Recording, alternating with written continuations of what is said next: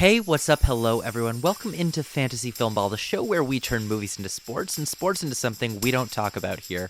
My name is Matt. And my name is Dyl. Welcome to our 2025 Best Picture Revisiting series. Here are the 10 nominees for Best Motion Picture of the Year. Honora. The Brutalist. A Complete Unknown. Conclave. Dune, Part 2. Amelia Perez.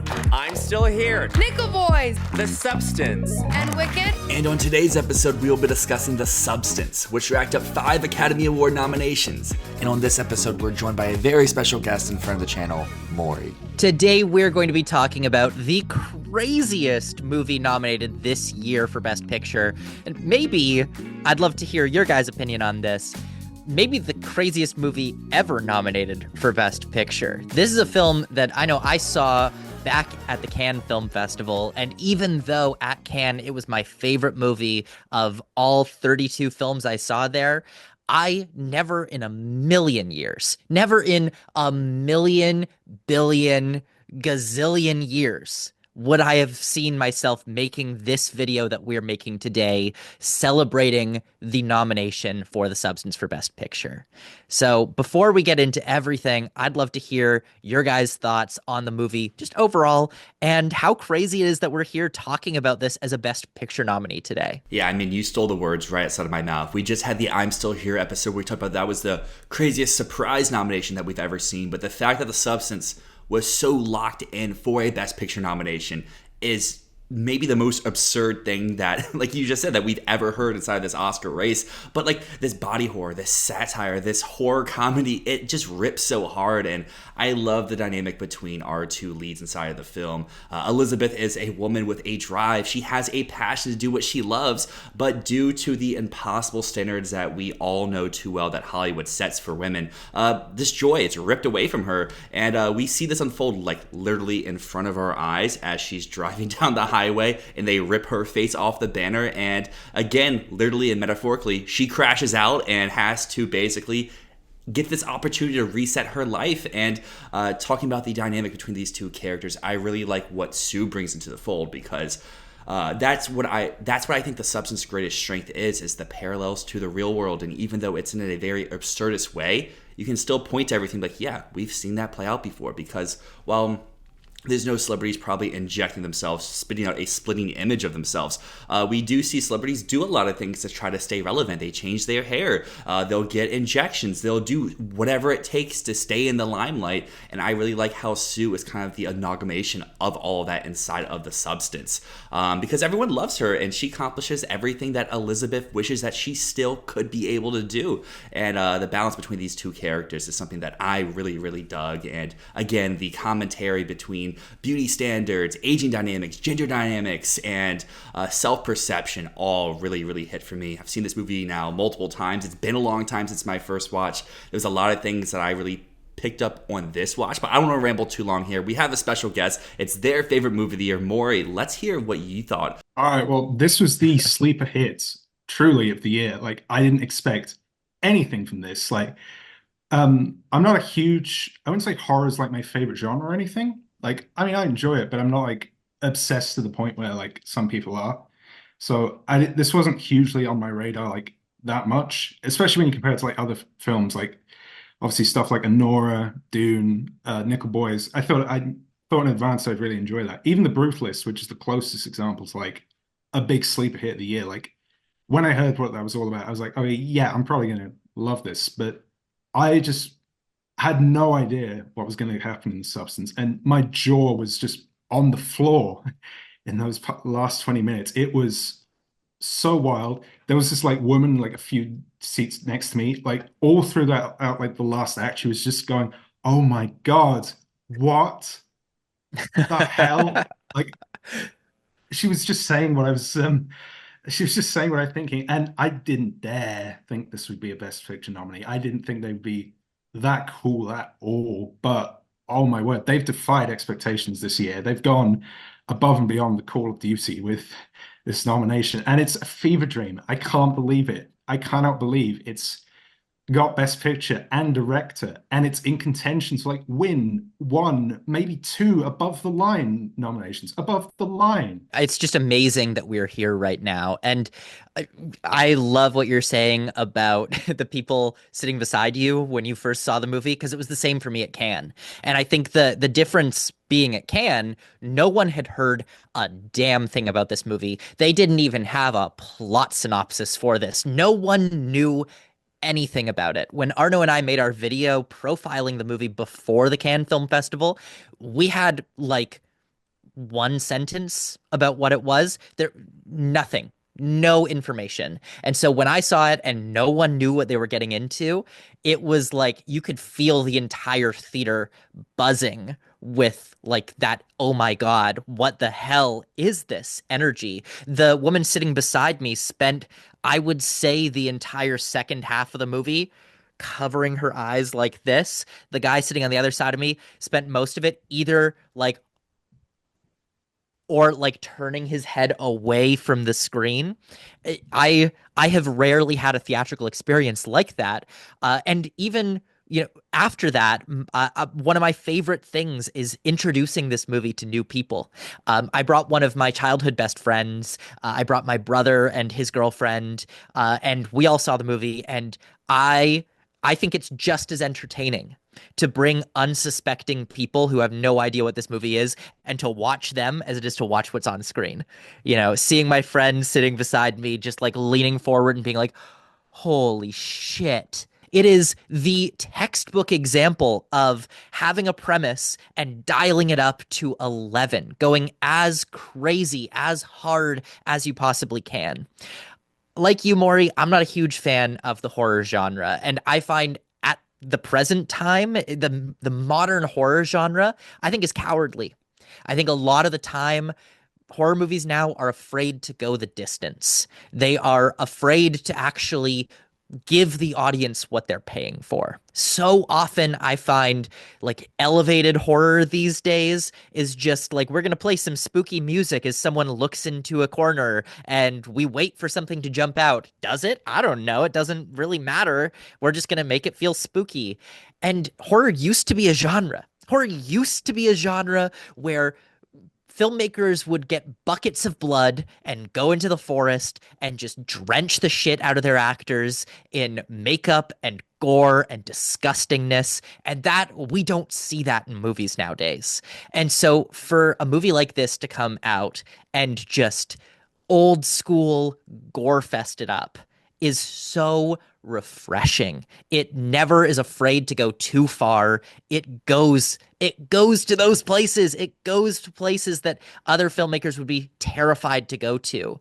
And I also just have to say, I love that Fargeat has such integrity that she was willing to literally cut ties with Universal Pictures. She would not give up her final cut. She would not dial it back at all as they wanted her to. She went for it. And that's the type of bold filmmaking that I think we're missing nowadays. I feel like most filmmakers, if a studio said, you're going too far, you need to stop, they'd go, okay, yeah, I'll cut that shot. I'll cut that scene. Yeah, I'll go back and redo the ending. We won't make it that gory. And so I think it's a blessing that we're here right now with this movie, because if Universal kept it, this would not be in Best Picture.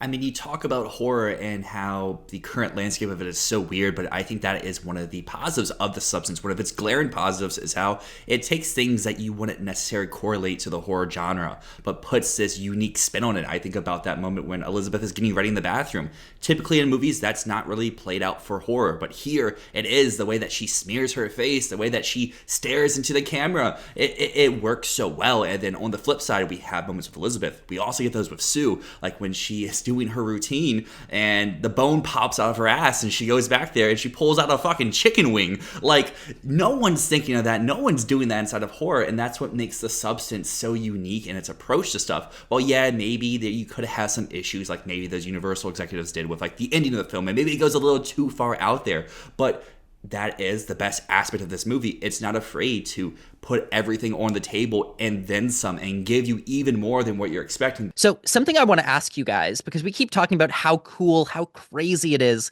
that the Oscars have done this, that they've put this into Best Picture, and not even that it was a fringe nomination. This was locked for a couple months beforehand. So I just want to know, what is your perspective on how did this overcome the odds and get the nomination that so many horror movies in the past have struggled to get? Well, I think there's something to be said a lot by the fact that this film was at the Golden Globes, it was in comedy. Like immediately you could see like it's got that like not overly serious like angle that like many other horror movies that would be competing in the same ring as it would be. And we kind of saw that with other weird Best Picture nominees in the past, like Poor Things was in comedy, Everything Everywhere All at Once was in comedy. I feel like that's got to be a part of it where it's funny and dare I say accessible, because even though like obviously this is one of the most over the top gory splatterfests of a movie and there's so much just insane body horror, it's really like it's weirdly accessible, like in a way that films like Hereditary or Titan, which was the big comparison point, just aren't. It's kind of like the difference between going on a roller coaster and then like being in a car that's actually crashing. And I am aware some people don't like roller coasters, so maybe that's not the best analogy. At the skeleton of it, there's a basic story to it. It's about Hollywood, and it's about beauty standards, and it's about aging. It's all these stuff that really appeals to Hollywood. And again, we saw that in the past with previous oddball picture nominees, like Promising Young Woman, which is about about rape culture, and Parasite, which is about class differences. So I feel like if you've got the skeleton of like a really like what you would consider a traditionally baity performance, then it almost doesn't matter what the skin is. I mean, you mentioned roller coaster, and I think that is the perfect analogy because there's people out there, they see blood, they don't care whatsoever. They see horror, they don't care whatsoever. But those people who give those roller coasters a chance, those people who give those horror movies a chance, do exactly what you said. They realize how relatable of a story this is. They enjoy the thrill ride of it all, if they can overcome that one little hurdle.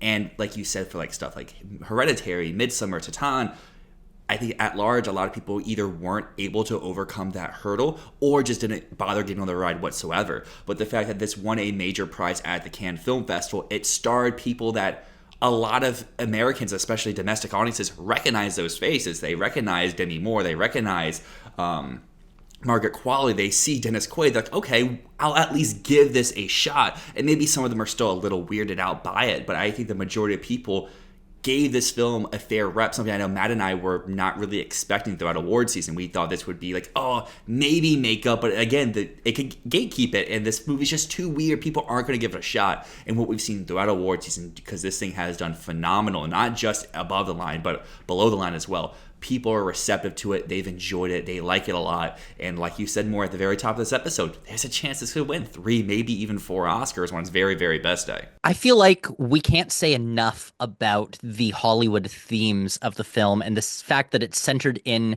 a place and an industry that voters are really going to understand. I've heard a lot of people say that this is a Best Picture nominee because it was such a huge sensation.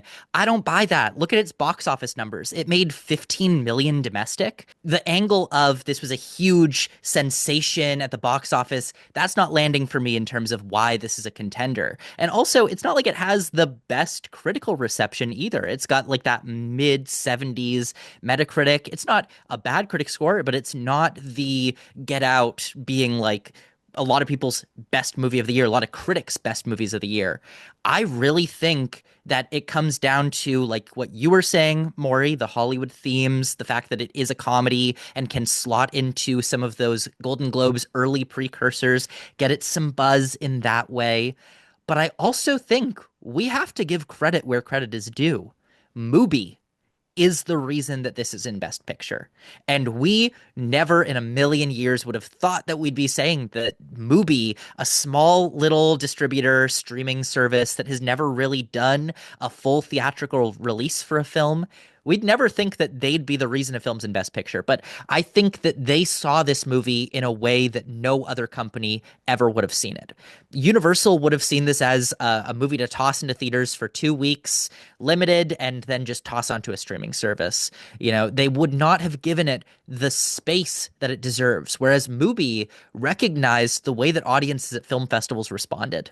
They recognized that they could put this in thousands of theaters, and regardless of whether it makes $100 million, the people that love this movie are going to go see it. And because Mubi doesn't have any big movies like it, they focused all of their advertising, all of the marketing blitz that they possibly could to get people out to see this movie. And I think that just really goes to show the power of a small distributor over one of those giants. They don't have 10 movies to devote their attention to. They can go all in on the one. And that's why we're sitting here today.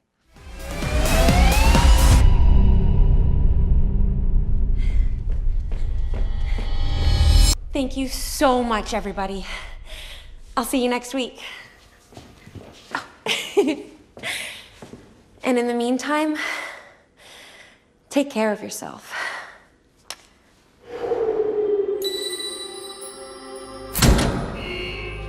So let's move into some of the individual nominations for this film. Of course, starting with Best Director for Coralie Fargeat.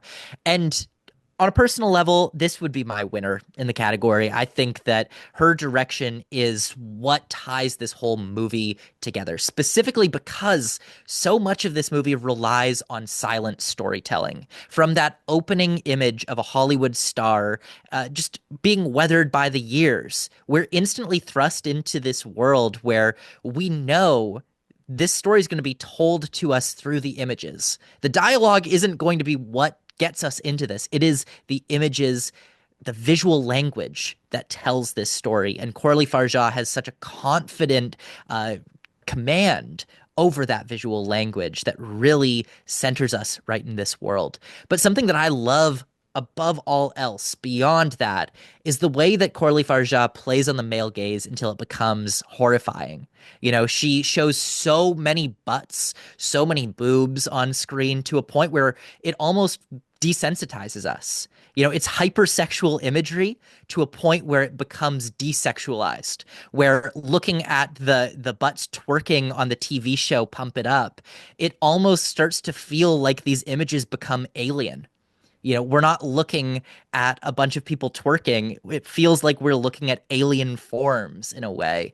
And I love the way that she uses various images of holes in a really disconcerting way. She's almost playing on trypophobia or trypophobia. I don't know how it's pronounced, but that sort of like disconcerting nature of holes in things. Whether it's Dennis Quaid smoking a cigarette and puckering his lips to look like an anus, whether it's Margaret Qualley hammering through a wall and peering through the hole in the wall almost as though she's being birthed, whether it's the cut down the back or the focus on a camera lens dilating and opening up and squeezing, or there's a shot of a car's exhaust pipe. She's always focusing on holes in this, and it's really gross, and it's really just exceptional choices. Even just a moment where we have Demi Moore stuffing her hand up a chicken's butt as we're cutting between that image and Margaret Qualley twerking again. There's this real commitment to making every image, even the ones that are supposed to be pleasurable images, making them disgusting in a way. And I love that. Yeah, Fargeat would be my personal director winner of our nominees, as well as any film this year. What she's doing is, I think, so visually and aesthetically pleasing because, like, Morri sent me a behind-the-scenes clip the other day and watched it again for a second time, and it's so cool to see that she's actually the one behind the camera throughout the majority of this film. She's putting herself out there. This is such a singular and such a director's vision. A lot of big words there, but like what she's doing here, it's so original, it's so great, and I just love it from top to bottom. And I think you talk about holes. Another thing I really like is how when we're watching this film, the way that she directs a lot of these sequences, it's like it's two different movies depending on which character that we're with. When we're with Sue, the camera's so glossy, it's vibrant, the camera movements, they're smooth, they're stylish, they're appealing. But when we switch over to Elizabeth, the editing, it becomes a little bit more rugged. The camera movements aren't as clean cut as they were with Sue, and the film loses a little bit of its vibrance. There's still color pops, but they're not the bright, fun, loving colors that we get with Sue. And the direction, the script can be a little bit on the nose at sometimes, but as we've said a lot of times throughout this review so far, that's exactly what you need to do here, and it works so well. And I want to go on a little bit of a side note, because y'all talked about the audience that you watched it with. Obviously, if you're watching this review, you're still here. Thank you. We're three men, so we are all male perspectives. I watched The Substance for the first time with three women, and three women of three different generations. I went with my mom, my girlfriend, and my grandmother. So very interesting theatrical experience there. But my girlfriend, she's in her 20s, and she was enamored with Fargeat's direction of this film. A lot of the points that Matt just made there of how taking this male gaze but turning it into the female gaze, where if someone else handled this film, yeah, it would probably come off overtly sexual, but the fact that we're seeing it so often, the only really way you can take it as sexualization is if you're overtly looking for that, which appears more to the audience more so than what the film is doing as a whole. Then my grandmother, on the other hand, she's in her 60s. I don't think she really understood that this film was a comedy. It was a satire. This was before the Golden Globes, everything like that. So to her, everything was just way too over the top. It was way too goofy, and it was pretty appalling at times. And before, I guess, people come in here and be like, oh, well, it's just a generational thing. Poor Things, Everything Ever All at Once. Those were her favorite movies of the entire year of those years that those films came out. And then my mom, she's in her 40s, and she was somewhere in the middle. She appreciated the direction and the stylization of the movie, but she found the final product to be a little bit too out there and just didn't connect with it as a whole, even if the messaging was great. So I think regardless of one's thoughts about The Substance overall, just like the three people who I went to see it, as well as the three people here, we all appreciate Fargeat's direction and think it's so masterfully done. Fargeat would also be my pick to win Best Director of all the nominees and just of the year in general. It's so maximalist. Like, you could, one thing that fans and haters of The Substance alike can agree on is that this movie is not subtle, like, at all. It just goes, well, I was about to say, when you get like a character in it who's like this boorish, misogynistic, like, studio head, and he's called Harvey, it's like Fargeat saw subtly and was like, be damned.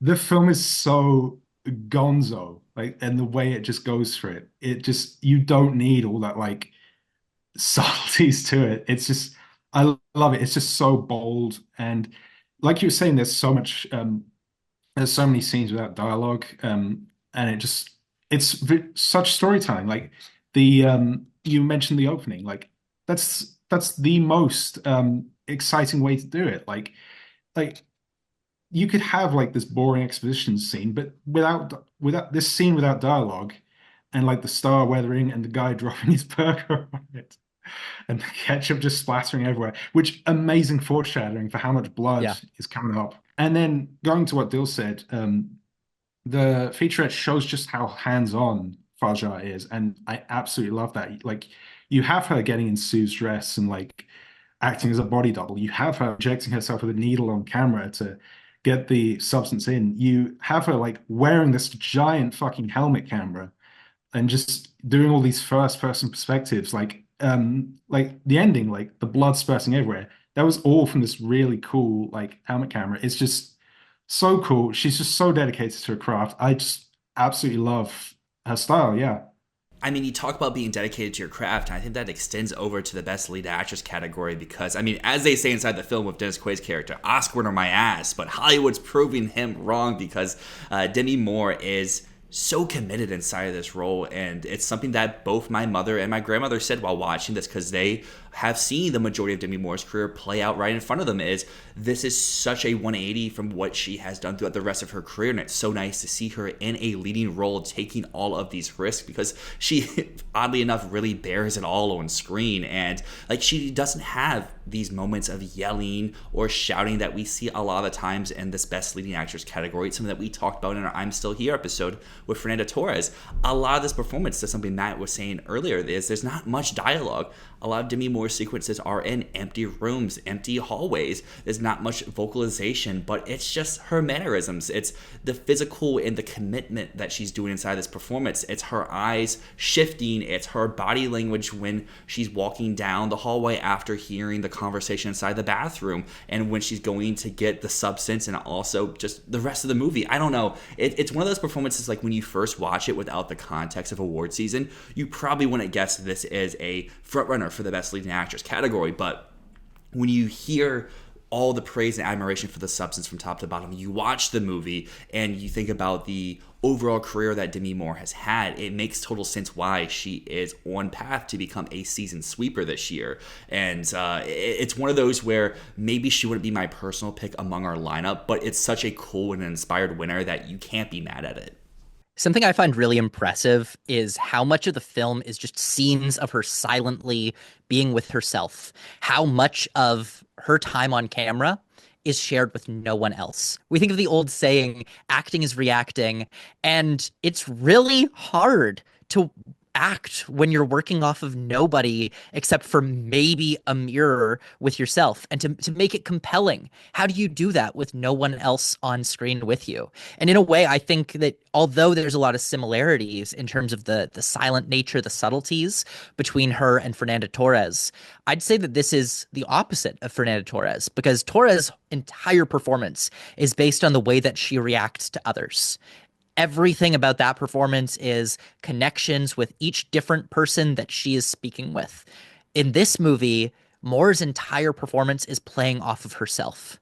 It is her alone, silently in different rooms, enacting violence upon her own body. And I think that that's really what is special about this. There's no one else for her to bounce off of. And that is a towering, towering achievement. Moore is just like a masterclass in self-hatred in this movie, with the silence and the stuff, and it all comes through. Of course, it's this scene. It's the bathroom scene. Like, it's arguably the scene of the year. It's just, for a movie that's so maximalist and like so out there with its horror, this is like almost the scariest scene in the film because it's so grounded. It just slams you into this. Like, you have Elizabeth who's like going on this date, and she's like just so unhappy with her appearance that she keeps going back again and back again and back again. And then to the degree where she's just so hateful of herself that she just scratches her makeup off. She's like trying to claw her face off. And Moore is just so good at capturing these intricacies of just self-loathing and all that stuff. And that's obviously the Oscar clip. Like, it's got to be, which is pretty incredible for a scene that has like no dialogue in it. And the physical performance too. Like, obviously we're going to talk about that in makeup, but she sells the physical performance so much. Like, one of the scenes where I cringe the most at, and this is also just generally me because I really can't do with like bones breaking and all that stuff, is when she's in like her second form, the not quite Gollum, but like still old and haggard. When her like knee like dislocates and she like has to relocate it back. Yeah, I know, it's horrid. It's horrid. And she just sells it so well with the physicality that you just wince alongside her. Something that someone mentioned, and it's really stuck with me, I read very early on after its Cannes premiere that it's really smart how this film turns the bathroom setting into the epicenter of feminine violence. And that's a quote that stuck with me because I think that's what the whole film is about. The bathroom, the mirror, that is really the center of where every single self-inflicted act of pain takes place. Every bit of violence in this movie happens in that tiled room. And really, I mean, that getting ready scene is spectacular. I think I am partial to the blood cannon as my favorite scene in the movie, but definitely the best acting work is the getting ready scene. And I mean, those sequences wouldn't work the way they do if we don't see this transformation throughout the film, because we open up and Elizabeth still has hope. She still has joy. She has her show. Stuff's going great. It's her birthday. And then we see scene after scene, the little joys that she has in her life start to get ripped away. And I think in addition to the quote that you just had about the bathroom, I think another of the big plot points here, and at least a takeaway for me, is how little support she has in her life. We don't see her interact with any friends, any individuals outside of the workplace, and when you don't have that support system behind you, it's so easy to spiral out of control and take this substance repetitively. And like we see it, it's like abuse, where she keeps wanting to withdraw from it and go away, but she always comes back to it. She keeps injecting until she's too far gone. She can't come back. And if Demi Moore wasn't as committed as she was to this role and taking this role as seriously, maybe it would have came off as a little too campy or a little bit too over the top, or this movie just wouldn't work. But it's her performance, it's the direction, it's some of the stuff that we're going to get here shortly, like with the screenplay and the technicals, that makes this film work so well, because it's all doing it in tandem.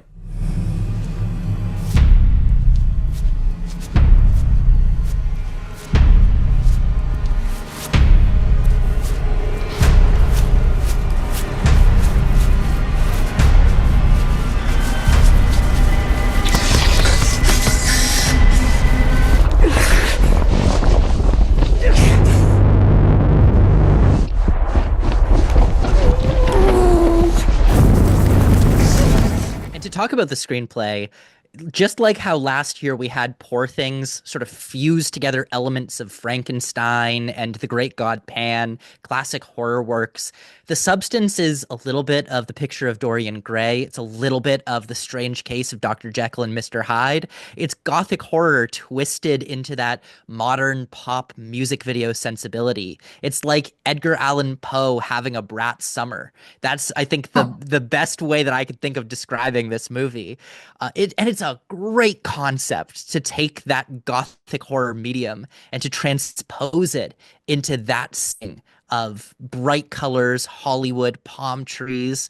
I just love that idea at the core. Well, this is a movie, as we mentioned, like has barely any dialogue. I have the numbers. In a 146-page script, there's like 29 pages of dialogue, which is just madness. Like, and yet it's still such a wild story. And like the story obviously is itself like propels it along. Like it's just such an original take on like the genre, like and the themes again. Like it's such a, as I said, whilst it's not subtle at all, it just really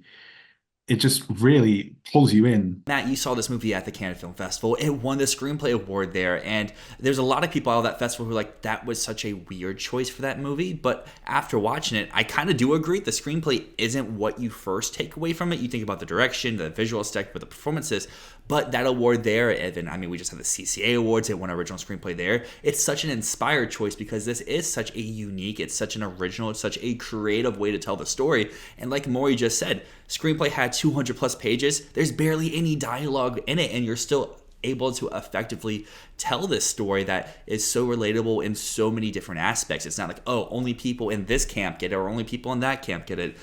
Something to a very different degree, but like Emilia Perez, where there's so many things going on, where obviously there's a lot of aspects that don't work for some people, and there's some aspects that do. Here, almost universally, all the aspects works for everyone, and there's so many lines of dialogue inside of this, so it's really hard for me to pick one. But on this rewatch, I think the one that got the biggest laugh out of me was when the neighbor guy comes over. He tries to spit some riz at Sue, and he says, I got this big sack of tools, and I got a big hammer. And I don't know, there's so many little things inside of this movie that whether they're for jokes, or if they're for making a point, or if they're to further the story, they just work so well. And like you could, like how some movies you can pause at any time and get this beautiful cinematography that's like, oh yeah, that's a lock screen.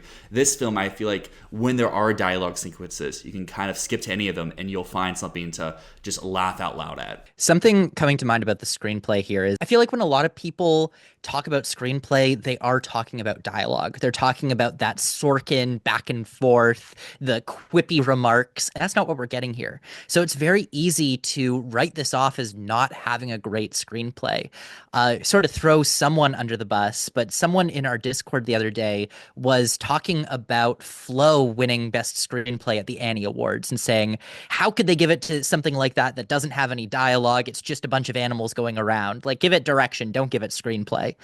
But I think that is a fundamental misunderstanding of what a script is, because a script isn't just the words coming out of their mouth. It's the action that happens on screen. It is the structure of the story. It's how everything comes together, how we move from scene to scene, how the story progresses along that. And you could take out every bit of dialogue in this movie and it's still an effectively told story. And that is what makes this a great screenplay in my mind. The visuals that are written in to tell that story are powerful enough on their own that you don't need a single word of dialogue. The dialogue is just icing on top of the cake. One more thing to talk about images in the screenplay.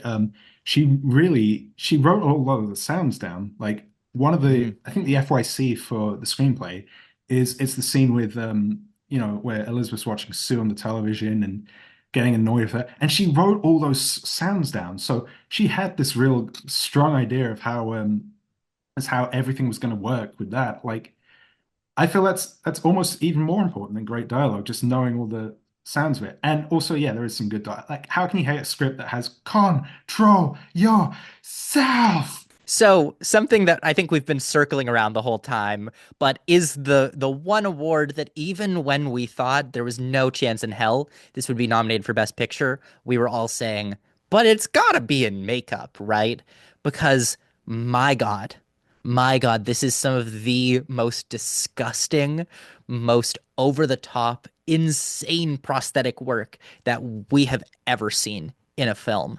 I mean, obviously the centerpiece of this is Monstro Elizasu, that sort of abomination of like weird teeth all over her body, barfing out a boob from her eyeball.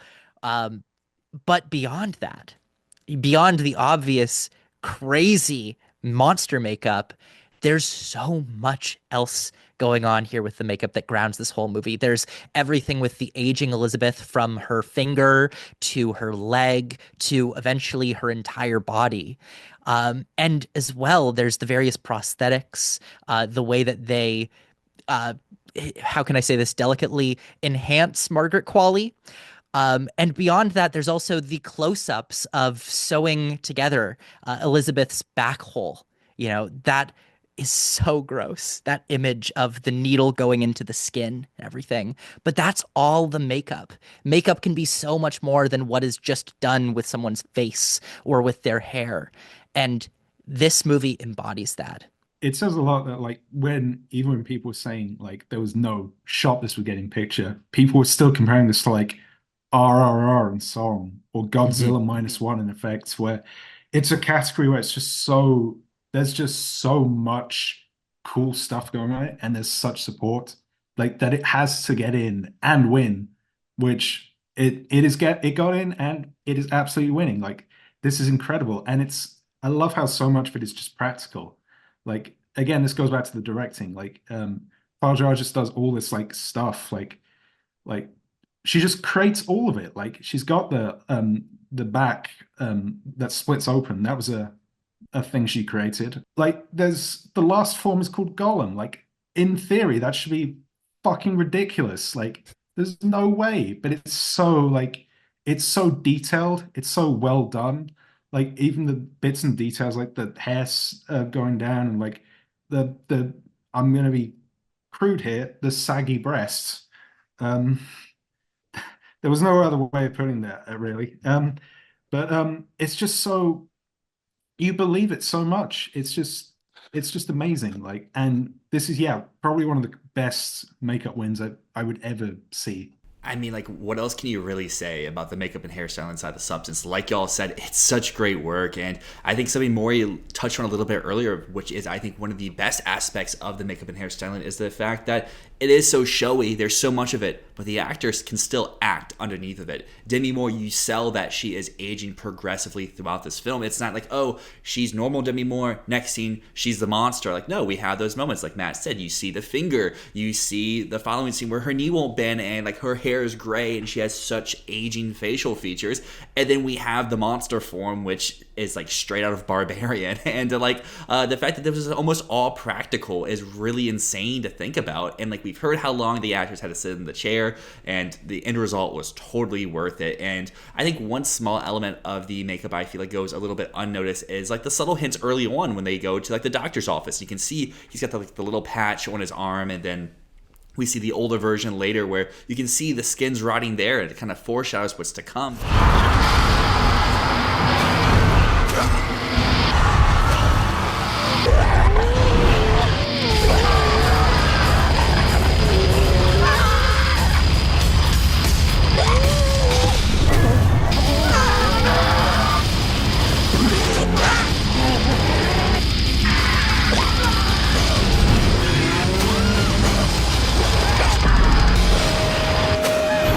The Substance, it got 5 Oscar nominations. That's way more than a lot of people were expecting just a few months ago. But I honestly think this film probably deserved recognition in a few other categories.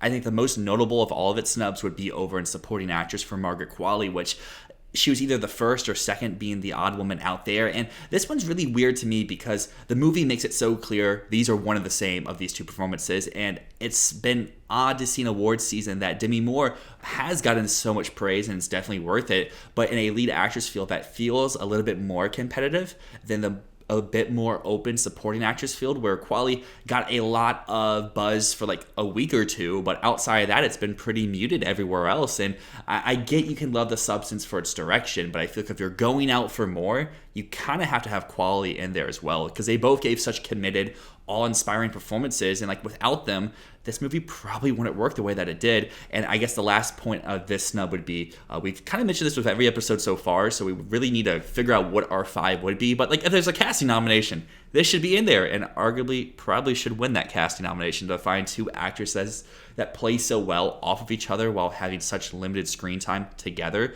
is really a feat of casting. Qualley's much more the over the top of the two, I guess you could say. Like, she's got more the screaming and the shouting and almost the crying and stuff, but she's really good. Like, the thing with Sue is that her writing is basically, she's written to just be the perfect woman, basically. And yet that on paper, that should be like such a one-dimensional role, but Qualley really brings it into her own. Like, she brings in the scheming aspect, the more hedonistic aspects, and even at the end when she's like falling apart, like she's got the whole desperation angle. She's really good at that. And that if I was to do her Oscar clip, it would be the pretty girls should always smile bit, where she's just, which is crazy that I'm saying 2 Oscar scenes in a movie, no dialogue. The thing that Qualley's doing here that I think is so special is that she's playing that perfect femininity that you were mentioning as a mask, because she's Elizabeth acting out what youth looks like. She's Elizabeth acting out what that sort of perfect young woman who would be noticed by studio executives would be. You know, she's using all of this knowledge of years in the industry to play the game. And that's what's so special about that performance, is it feels like she's being puppeted by the Demi Moore character. It's not an individual. It's someone who is being run by someone else. But really, I see this Sue character as that sort of perfect encapsulation of Gothic horror. She is the Mr. Hyde to Demi's Jekyll. You know, I've been thinking a lot about Dr. Jekyll and Mr. Hyde lately because I'm working on something in regards to that. But that is a story all about duality between good and evil. And here it's another story about duality, but instead of being good and evil, it's between the young and the old, the, aging, how that is sort of seen as a binary, and something here that really stands out to me is the portrayal of youth as an addiction, the portrayal of, the way that young people will go out late, listen to loud music, drink, smoke, doing all of these things, knowing that 20, 30 years from now, going out to all those concerts might make your ears ring a little bit, or smoking all those cigarettes might 30 years from now give you cancer. And yet you do it because right then it makes sense. Right then it's pleasurable, and you're not going to face the effects for a long time. But here, I love the way that it shows that back and forth right away. Every single bit of hedonistic, youthful things that she does immediately impact her. as soon as she transforms back into Elizabeth. And I guess just to hit on a few of the other major snubs that I think should have been more in the conversation than they really were would be all on the technical aspect, because like the cinematography, the editing, the sound, they all work in tandem with Fargeat's direction to make this such an audio-visual type experience. Because like think about Dennis Quaid, he's eating those shrimp and the splice in between the two lives in the early part of taking the substance, it all works. And it's just sad to see that practically almost everywhere throughout, this was in no cinematography fives, no editing fives, no sound fives. And like, maybe I get why they don't make the final nomination, but to see them not really show up anywhere, it kind of hurts to see. There's a bias against more contemporary costume design and production design, but I feel like really they should bucket these. Costumes, there's like some really iconic stuff. Like there's obviously Elizabeth's yellow coat and sunglasses, the red dress, the really, really cool dressing gown with the dragon on it. That was amazing. And then obviously you've got Sue's like the pink leotard, the blue dress, which even works on Monstro Liz Sue. It's that good. And then even like with Quaid's like really like garish suits, like you just see him and like you know what kind of character he is just from what he wears.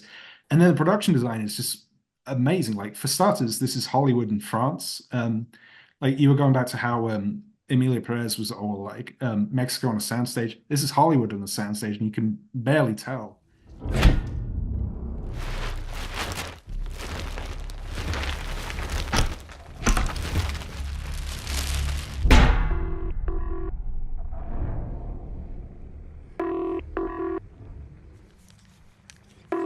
Yes. Hello. I'd like to order.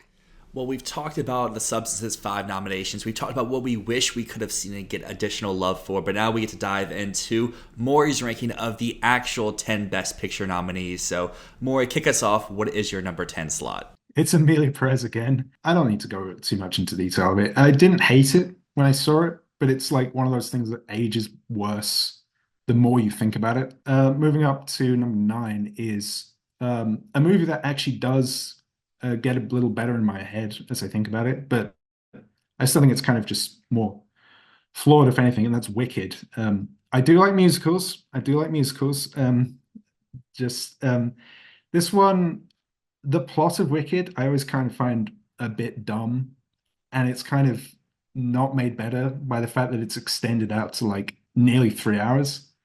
And also Chu, I didn't think was the best director for this. It's kind of like, obviously you see flat parts of like the film, and I don't know, he tries to make it too realistic at times. It's a fancy land, like it's just be more fantastical, but there are some good parts of it. Like I love the production design, the costume design were really well done, and both Cynthia Erivo and Ariana Grande were really good in their roles. So completing this lower tier of like Best Picture nominees for this year is a complete unknown. It's good. Like it's perfectly just fine. It's like a total like 7 out of 10 movie. I like how it's not like a complete like womb to tomb for Dylan or whatever. It's like it just captures that part of his life. But I don't know, it didn't really excel anywhere apart from like the concert scenes. Like it's just fine. We jump up quite a bit from this point. And starting off this next tier, we've got Nickel Boys at number 7. This is the one I think would benefit most of a rewatch, because the first time I watched it, it was really overwhelming, I thought. Like the way Ramel Ross directs it, the more esoteric nature of the way it's told. But it was really, I was never bored at all with it. I just thought it was a really really compelling portrait of the subject, and it's such an interesting method of telling the story. The cinematography was just really great, and it also has what I think is one of the best endings of the year. Like this and Substance are like the two best endings of these Best Picture nominees this year. So 6th place is I'm Still Here. What an inspired nomination this was. I just loved how it just sprang on us. But it's a simple story, and it's really well told. And really, the MVP here, of course, is Fernando Torres, who gives such an incredible performance. Like it's it's not like a huge performance, but it's got all these like great subtleties and all this work. So it's just a really good, it's just a really strong story, well told, well acted, doesn't fall into like this campy melodrama, and yeah, it's just really good. And then the last one of this middle tier of the really excellent film, number 5, Conclave. This was just fun. Like I just had a blast with it. It's kind of it's a real testament to like the storytelling of that it makes like the electing of the Pope just into this crazy fun thriller. All right, top 4. We're heading into basically masterpiece cinema here. Like all 4 of these movies are fantastic, like superb. And we're starting off with The Brutalist. It is monumental, like in all the best ways. It is intellectually stimulating, one could say.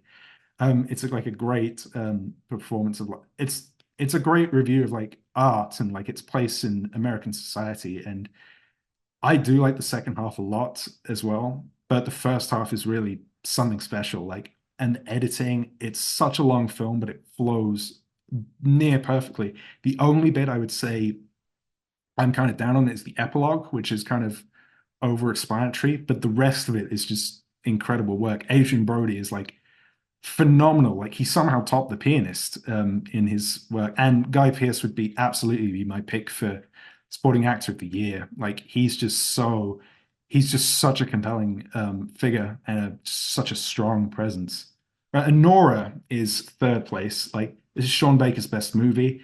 It's just such a whirlwind time. Like it's hilarious at times, but then you it's so hilarious. Like you've got the home invasion scene, which is like one of the funniest scenes like of the year. Like my sides were just like on fire from laughing so much. But then in the same breath, it can just calm down and have like something like the end scene where it's just so sad and tender and like just reminds you about how everything is just unfair if you're poor and all that stuff. And then Mikey Madison is just incredible, such a revelation. Like she's captures all the sides of Honora just perfectly, and she is, yeah, absolutely glorious. All right, these top 2, it's very close. Like they're like this close, my top 2. They're like rubbing elbows. It's maybe the strongest top 2 I've seen in a Best Picture lineup in a while. I don't know when the last time is. I've loved movies like these so much, but had to make a tough choice here. So number 2 is Dune Part 2. Yes, if the first film was the Star Wars of this age, then this is absolutely The Empire Strikes Back, and it beats Star Wars at its own game. Like what I love about this is somehow this movie is able to have its cake and eat it as well. Like it's able to take the aspects that like people loved in the first one, like the philosophy, the talks about leadership, and just expand on that in all the best ways. Like the fall of Paul Atreides was just such a compelling story, and it's just an incredible journey on like the dangers of like blind dogmatism. It's just so incredible. And then on the other hand, for the people who complained about, oh well, it's not very actiony, this science fiction film, take some of these glorious action scenes, best of the year. It's just incredible. Like it's so glorious looking. It's the cinematography, the production design, the visual effects. It just goes all in. Like it's just one of the most amazing both Dune films, like one of the most amazing technical feats of this that I think I've ever seen. It's just so good. This is Denis Villeneuve's best film, but he couldn't quite get to the top spot because number 1, you can probably guess, is The Substance. Hopefully we get another Substance next year. You know, something, maybe not The Substance, but something equally crazy and original, because I hope that we're here in a year again talking about something that we never would have expected to be on the Best Picture list. I'm like one of the few non-pundits to come on here, so I don't have a YouTube channel. I just come in here. I'm in the Fantasy Filmball Discord, so if you want to see me and Matt like throw swords at each other, then yeah, then you can find it there. I think from an outsider's perspective, it may or may not be entertaining, but who knows? But yeah, it's just been such a fun time to go on the show and just talk about my favorite movie of the year. Thanks, guys. Thanks for coming, Morri. Always love having you on. That's a wrap on episode 6 of our 2025 Best Picture Revisiting series. Here's the current combined leaderboard for both our guest and Matt and I's preferential ballot. Make sure to subscribe so you don't miss our next episode where channel favorite Arno will be joining us to discuss The Brutalist.